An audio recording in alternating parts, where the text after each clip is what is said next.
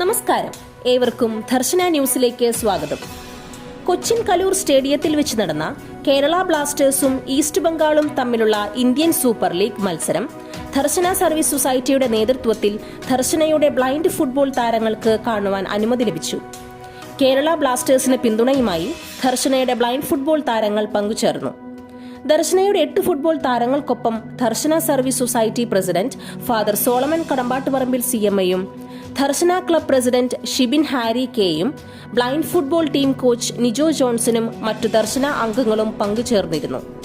ദർശനയുടെ football താരങ്ങൾക്ക് ഇതൊരു വലിയ പ്രചോദനവും ഊർജവുമായിരുന്നു.